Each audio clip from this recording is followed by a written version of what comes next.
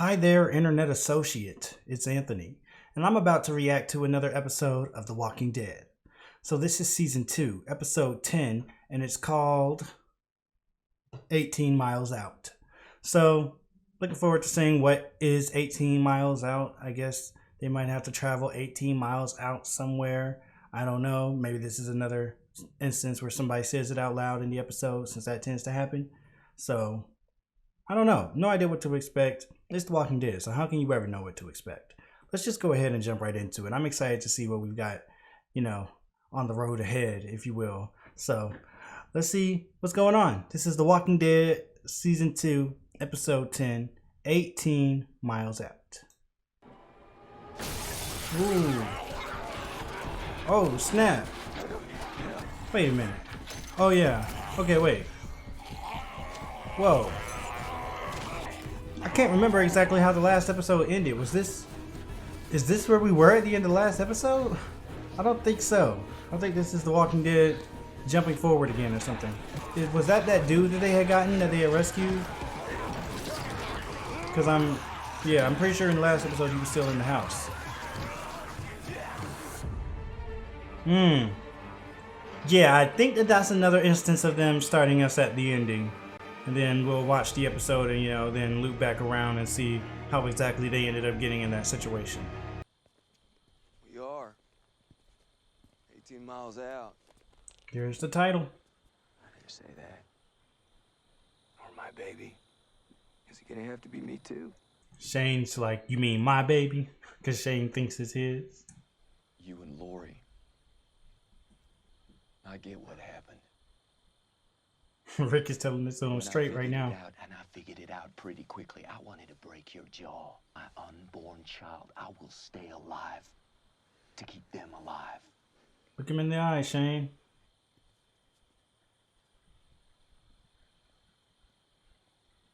Yeah, to talk at the crossroads. I want to check the ropes. Dang, they just started this episode out super heavy. That was a really, sort of man-to-man, heartfelt talk between Rick and Shane. So that was really cool, the way he just straight up just talked to Shane like that and said all that to him flat out. And he talked about how it wasn't weakness that he didn't actually break his jaw and all that. Rick knows when it's stronger to, maybe take the high road sometimes and walk away from something, or at least not go the violent route. What happens out there happens out there. And we're just trying to keep it together till they get back. Tell him to man up and pull himself together. Just don't say man up. It never goes well. We need dry goods ahead of the winter. Warm clothes, fuel. Maybe we get a break. We get lucky, we get the same winter as last year. By December, it's a different world. Those winters aren't that common in Georgia, though. This was what year? Like 2011 or so? If he's talking about that 2010 winter, I definitely remember that, because it's not that often that we get snow down here. But I remember that year getting a lot of snow. Whenever snow happens down in Atlanta, at least, whenever snow happens down in Atlanta, at least, the whole city basically gets shut down. Like in 2014 or whenever that was too.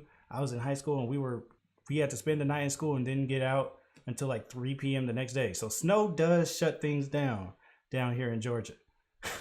So that's a very good point. It'll probably shut these walkers down too. I'm still thinking about that year it got snowed in. When I walked home, it was literally like The Walking Dead, now that I think about it, because cars were flipped over. The bus couldn't even take us down all the way down to the apartment complex I lived in, so we had to walk 30 or 45 minutes down the street, over past all these flipped over cars and just stuff everywhere. It was like an apocalypse for real. That actually was just like The Walking Dead, now that I think about it, except snow was everywhere. They actually called it the snowpocalypse. It's more than 18. Yeah, I'm looking for a place. Give him a fair shake, a shot. Shane's like, let's not give him a fair shot. Shane doesn't like giving fair shots. He's like, screw this guy. Oh, is this where they were at the beginning? Wait. I Like I said, Do you listen, Shane? And I know Shane knows better. He's just licking all the blood. Ooh.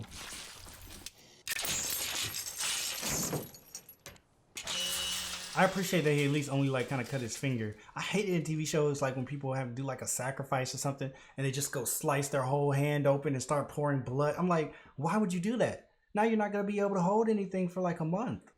I wish I could promise it would be all right in the end. I can't, but we can make now all right. And we have to. Good way to think about it. Can't make it all right in the end, but make now all right. Why would you save my life just to kill me by leaving me here? One guy can't make it alone. That's why I was with those dudes. I was alone. Like you gotta crawl all the way over to get that knife. I went to school with Maggie, for God's sake. How does he know that? Oh, wait, does he know what? Church. I answer the question. Did you go to school with Maggie? She didn't know me. He's like, no. Didn't even know I existed. I knew who her dad was. So he already knows where they There live. is no way I would ever do anything to hurt her or her family. Or you. Maybe or he your shouldn't have people. said that. Till he finds his way back to his people. Ah, dang. Maybe he shouldn't have said that. No. Oh. Shane, no! Shane was just ready to kill him. Not now. We'll win, Rick, win. Shane, see, like, Shane is just ready to kill. He's like, I think might have said this in like a YouTube comment or something, but when Shane left, what's his name, Owen to die, it wasn't just a case of a guy that's, you know, a good guy being forced into a morally dubious decision. Like, this dude, it was also a sign that he is just, he's ready to kill. Like, I mean, like, it went beyond that with Shane. It was like he's just fine with it. A little too fine with it. Not to a point where it's like, oh, it's what you got to do to survive, but just, he's just cool with it. He just, the moment killing might be a good option, boom, let's just do that. we're going back. It's a man's life. I need a night to think it through. You're gonna bring this piece of garbage. It's always the same with you. It's like the first moment. It's whenever you're put to the test. Stop acting like you know Oh the my way ahead, gosh. like you know the rules. There are no rules, man. We're lost. No, man, I know exactly. There are no rules, man. We're lost. Man, I think you can keep them safe. Oh, see, that's the last straw right there. He said that, yeah. These two just been waiting to do this. Hey, watch out, Shane. Hey. He's like, what is this?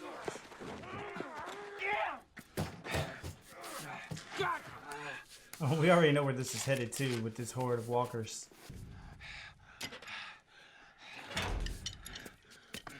Oh my goodness.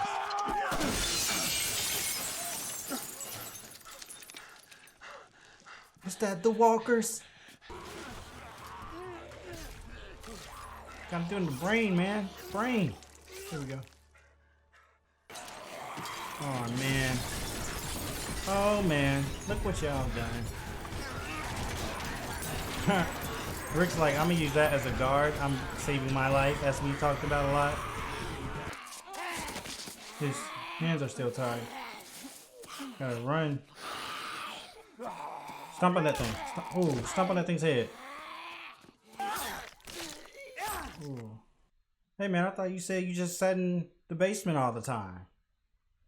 Looked like you got a little bit of survival skill there, but I mean, who doesn't at this point? When Beth stops fighting, that's when it's time to worry.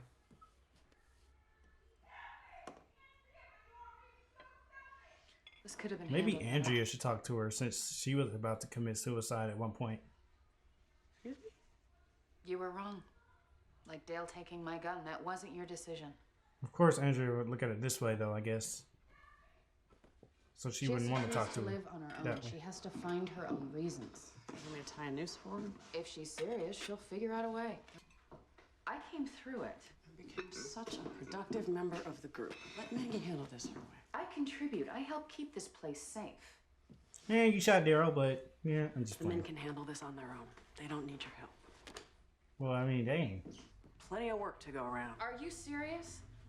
Everything falls apart. You're in my face over skipping laundry? Dang, that is kind of messed up. I mean, that's just a weird way for Lori to go at it. Like, acting like because she's a woman, she has to follow a certain set of, you know, I guess, procedures or chores or whatever in this apocalypse. Whereas the men are supposed to be doing a certain set of things and she's stepping into the men's territory or something. That's a little weird. Puts a burden on the rest of us. On me and Carol and Patricia and Maggie. It's just like, but you're not saying this to Rick or Shane or one of them. Sit up on that RV working on your tan with a shotgun in your lap. I guess she's got a point there too, though. If Andrea is just not doing anything, that's one thing. Walkers, After don't act crashing like Maggie's you're the only car, one ever to take care of apologize for herself. that? Crashing her. Everybody's arguing this episode. It's like an episode of Curb Your Enthusiasm. She'll get a husband, a son, baby, boyfriend. Ooh. She just has to look on the bright side. And you see, I usually don't like Andrea, and I don't necessarily agree with her in this situation either, but I also don't completely agree with Lori either.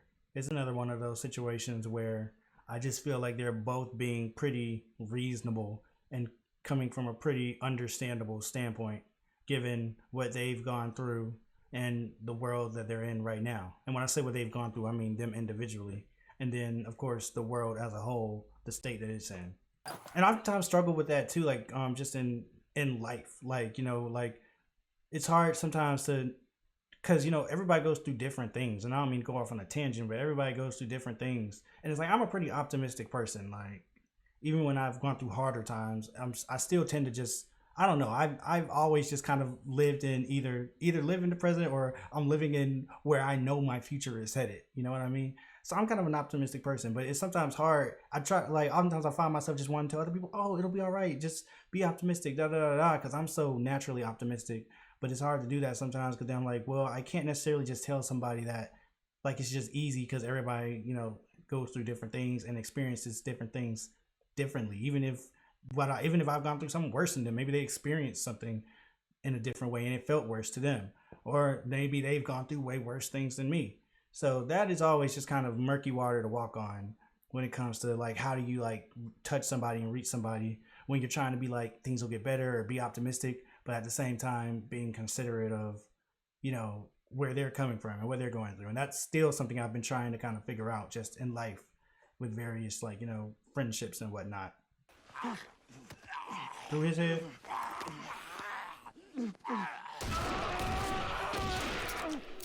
Oh man, that was so cool. I want to go. In this bed, tonight, with you beside me.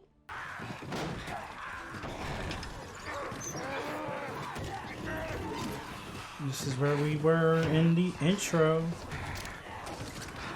Ah, here he goes doing that mess I was just talking about earlier.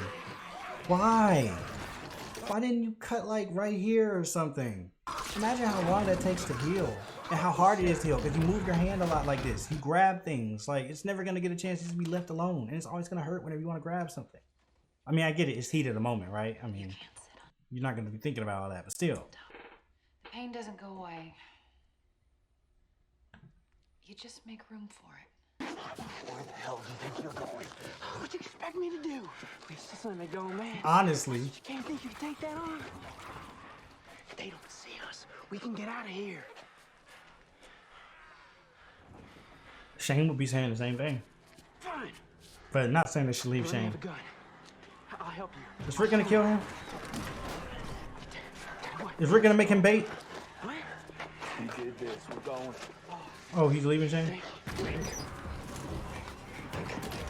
No, no, no, no, no, no, no, no, no, no, not now, Shane. Not now. Now you can't be like, no, come back, safe. No, I thought we were supposed to only do what made the most sense to survive, right? And not think about other people in the moment, huh? We're supposed to just do what we're supposed to do to survive? Isn't that the right thing to do? Isn't that the right thing? What now, Shane?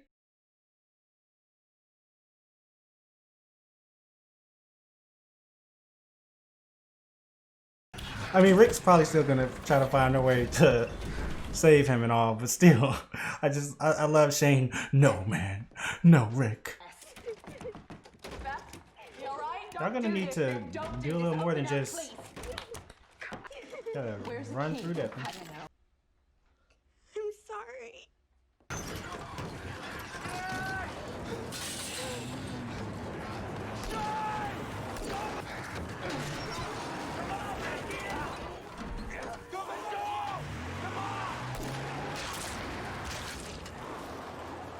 And that guy just kind of helped save your life now, Shane. You still gonna try to kill him? You see that? You see what we did? Just keep He's like, calm down. I still hope this dude kind of becomes like a main character or something. I don't know why. It seemed like he could maybe be cool. She all right? Kill herself. No, she didn't. Yeah. My father is stitching her wrist right now. She'll live. Andrea was just trying to let her make her decision. But I don't blame Maggie for being mad at her. I'm not going to say she was right, but Beth has made her choice. She wants to live, and now she knows it.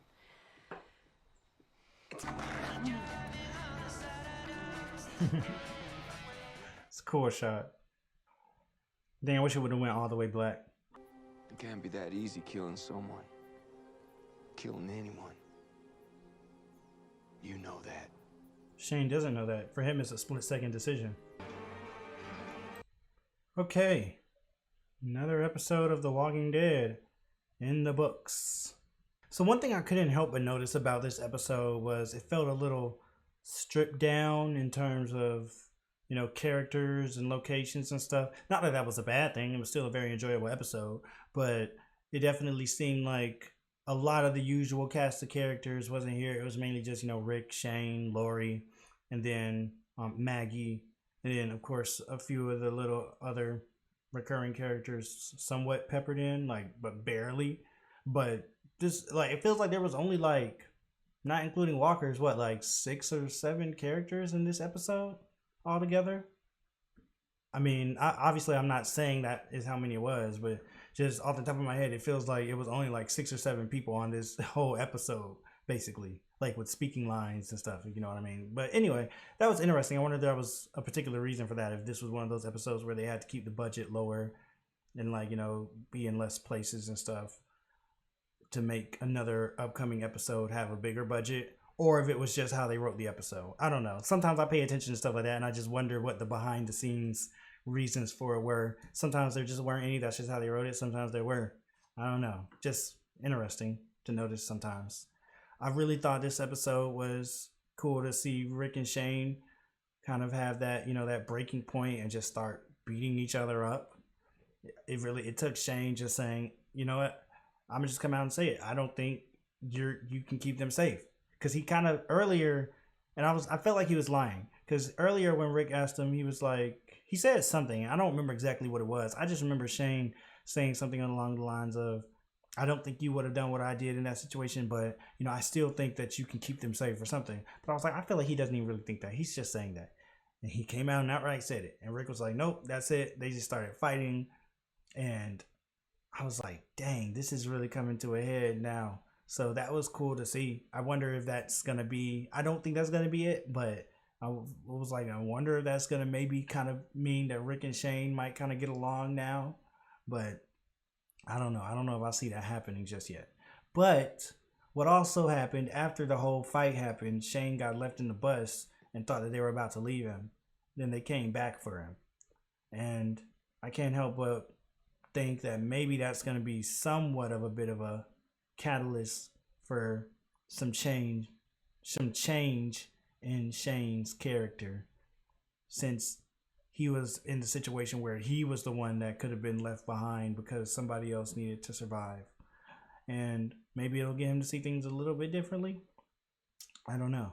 But that would be, if there was anything that could make that happen, that would be something that could maybe potentially cause that to happen. So I'm looking forward now mainly to just see what is going to be Rick and Shane's dynamic. Is Shane going to change any from this situation, or is he just going to mainly remain the same? Rick seems to not be changing, but maybe to start to be becoming a little bit more accepting of some of the realities of the world, and maybe he's starting to somewhat see things on Shane's side a little bit more. like he said, we probably will have to kill that boy. Like that logically is the most, sound decision. Because yeah, maybe he's a good person that's not going to do anything, but also maybe he's not. And if he's not, that's putting everybody's lives in danger. But Rick was like, it still shouldn't be that easy to make that decision. It still needs to be something that we think about, spend the night over, mull over. Even if that's the decision we ultimately come to, it shouldn't be that easy to just, on a whim decide, gotta kill this person. And some people might disagree with that. I'm not saying that's objectively right or wrong. I'm saying I agree with it. I think that that's correct. But I would imagine a lot of people watching this probably think, no, in this world, think you do have to think on a whim like that, and you do have to be ready to make those quick decisions at any moment. And I'm not saying you're wrong if you think that. I personally agree with Rick that it takes a little bit more. If you can allow yourself that time, you should take that time to think about decisions like that, because it shouldn't be that easy, and we should be trying to help each other. Honestly, if it was me, I can't say what I would do since I'm not in the situation. I hate when people do that because you can never know what you would do unless you're actually in the situation. But I'd like to think that if I was in the situation, I would have just thought, let's let this guy live and give him a chance. But I'm also a very, I don't know. I believe in people probably too much. Like I believe that everybody is a nice, good person deep down, and that if given the opportunity to be nice and good, they will or whatnot. And sometimes people get placed in bad situations that cause them to kind of be forced into acting a certain way. But if they were maybe removed from that situation and given some time to be acclimated to something else, they could acclimate to that and become, better overall people. That's just how I naturally think about things and look at things. And maybe that's somewhat right, maybe it's somewhat wrong, but it's how I like to look at things. So I personally feel like they should let this guy live and give him a chance. That's probably not smart, and maybe if they did that, it would come back to bite them. But that's just me personally. That's just how I can't help but look at it. Like if they actually go and kill this guy, I'll be a little sad about that, to be honest with you. But I get it though. On the other side of things, in the B story, we had Maggie's sister contemplating suicide and whatnot, and Maggie and Lori trying to stop her. And it was another one of those situations where it's like, I get where both sides are coming from. But Andrea, as much as I kind of don't like her, I really liked her in this episode just because I felt like, she kind of got it. I'm not saying she was 100% right, but I mean, she's been through the situation, and I mean, she knew that she had to make that choice herself. Now I'm talking about the sister. She knew that the sister had to make that choice herself to continue to live. And she kind of let her take the time to make that choice rather than have somebody else come in and take that choice away from her. I mean, it is one of those things where it's like, if they would have just left her alone, like she probably wouldn't have been happy about that either.